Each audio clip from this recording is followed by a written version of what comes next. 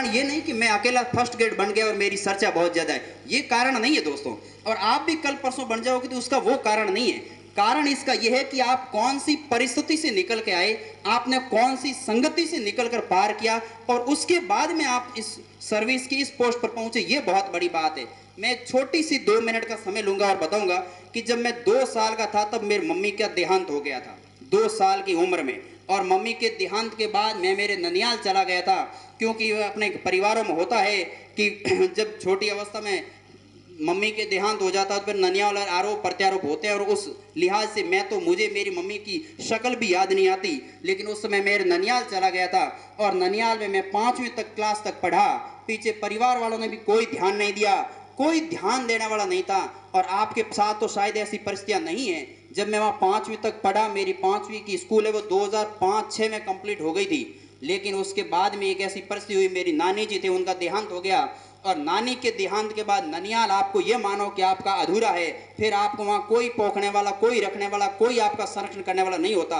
और मजबूरी ऐसी आई कि आपको यदि खाना खाना है तो आपको दूसरे के घर जाके मजदूरी करनी होगी। और मैं मेरा पेट निकालने के लिए, मेरा सुबह और शाम का मुझे भोजन मिले, इसके लिए मैं एक मेट की जो फैक्ट्रियां हैं उसमें पर्चियां निकालते थे। जोधपुर का व्यक्ति था, उसके वहाँ खाना बनाने के लिए रुका और वो मेरे को 10 रुपये डेली का देता था।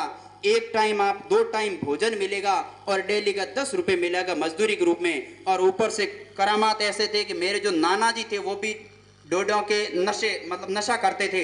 और मामा जी मेरे 2 थे, वो कमाते नहीं थे, उनके भी नशा किया हुआ था। ऐसी परिस्थिति से जब मैं बाहर निकला तब मेरे सामने 2 चिंताएं थी। एक तो मेरा स्वयं का पेट निकालना और दूसरा मेरे नाना जी जो डोडा का नशा कर रहे थे उनके डोडों की पूर्ति करना, क्योंकि मेरे मामा जी वो कमाते नहीं थे। और मेरा भी फर्ज था कि मैं जिस 2 साल की उम्र में मुझे यहाँ लाया गया नानी जी के द्वारा, नानी जी तो आज है नहीं, लेकिन नाना जी जो मुझे पाल पोस रहे हैं, मेरा भी फर्ज है कि मेरे पास जितने भी 100, 50, 10, 20 है, मेरे से जो पूर्ति होती हो मैं उनकी भी पूर्ति करूं। वो बुजुर्ग है, अब कमाने की उनकी क्षमता नहीं, वो आ जा नहीं सकते। और 300 रुपये जो महीने के देते थे उनमें मैं 300 रुपये मेरे नाना जी को देता था। 240 रुपये किलो, 1 किलो के डोडा हुआ करते थे। 4 रुपयों में बीड़ी का मंडल आया करता था और वो इन दोनों के आदि थे। और 300, 240 वो, और 20 रुपये किराया लग जाता था और 10-20 रुपये उनके पास एक्स्ट्रा बचता था। लेकिन जो दुकानदार था जिसके साथ मैं रहता था उसमें उसके साथ एक शर्त जरूर थी कि 6 महीनों में मैं आपके लिए एक ड्रेस सिला दूंगा। एक ड्रेस 6 महीने के लिए मिलती थी और वही ड्रेस सुबह शाम स्नान करो, वापस धो और वापस उसी को पहनो। आज तो आपके साथ बहुत सुविधा है, मम्मी ये ड्रेस अच्छी नहीं है, मैं नहीं पहनूंगा, फेंक देते हैं। दूसरे दिन और कोई लेके आते हैं, तीसरे दिन मार्केट से और कोई लेके आते हैं। जितने में आसपास आता है, कोई कहीं जाते हो ननियाल वगैरह वो कर देते हैं।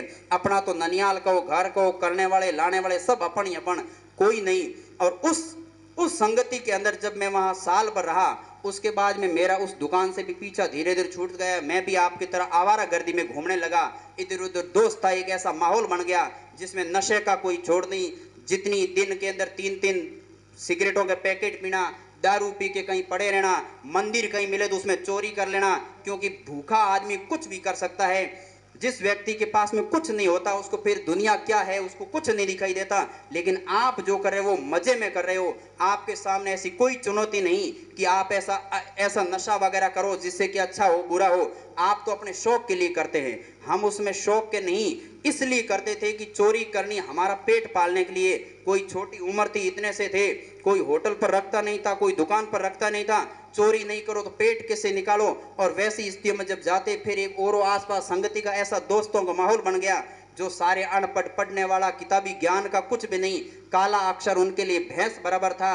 वो व्यक्ति हमें सलाह देते इसमें कुछ नहीं रखता दोस्तों, इसमें आ जा। और हम उसमें चले जाते उस नशे के दलदल में। ऐसा कोई नशा नहीं जो मैंने किया नहीं, दारू हो, डोडा हो। और उस छोटी सी 5, 7, 10 साल की उम्र के अंदर यदि कोई ऐसा कोई नशा हो जो किया नहीं हो तो आप उस समझ सकते हो वो कैसी संगति रही होगी। और उस संगति में जब 3, 4, 5 साल काम करने के बाद जब हम बाहर आए, धीरे धीरे कि अच्छे लोगों का संपर्क हुआ।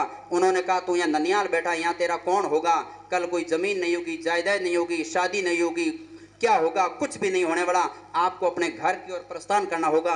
घर के कुछ परिजन थे, वो लेने आते थे, लेकिन मैं उस समय छोटा था, यहाँ लेके आते तो मैं वापस भाग के चला जाता था, क्योंकि आपका बचपन जिस स्थिति में जहाँ पर गुजरता है, आपको आपकी यादें, आपके सारे चीज़ें वगैरह आपको वहीं की पसंद आती है, और मैं हमेशा वहीं रहता। यहाँ लाते 2 महीने से चोरी छिप के भाग जाता था।